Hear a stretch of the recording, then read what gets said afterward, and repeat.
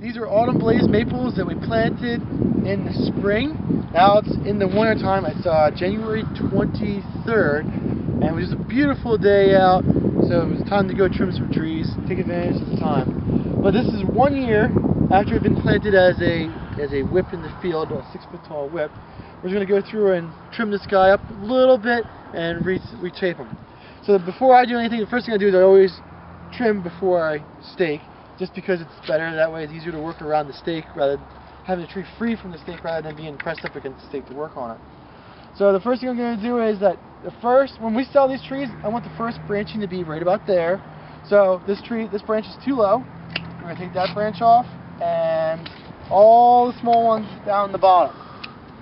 So that's pretty good about where I want the branching to start, and about in that area. If I want to, I can come back later and remove some more, but for now that's pretty good. So now we're going to go up to the top. We're going to try to make one single leader. So that's definitely going to be the leader. We're going to eliminate competition at that point right there, so that will be the leader. So then we're going to go and subordinate the prune, or the lead, so there's only one leader. You know that's what it's going to be. No arguing there on that, and no competition from them later on. So we're going to go down and we're going to make ourselves somewhat of a little bit more rounded of a tree. So we have all the tips all knocked back. There's buds wherever we're cut at. So next year, when the spring comes out, it's going to flush right there, and we're not going to have any stub there anymore. That's basically all the trimming I'm going to do with it. Next thing we're going to do is we're going to tape it up again.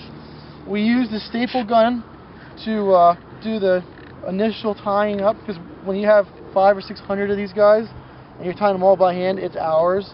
So to go a little faster, we use the staple gun. But sometimes the staples come loose and sometimes they stay on at all. They're not as effective, but it's really fast. So over the winter time, when we have more time, we'll go through and just clean them up so that they are secured to the stake a little bit better. We'll get a little bit straighter of a trunk to the tree.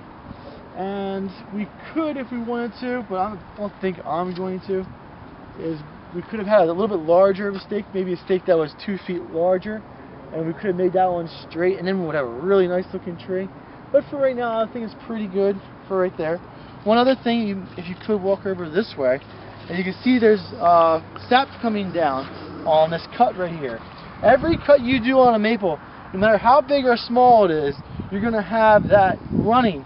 And the bigger the cut, the more the sap's coming out.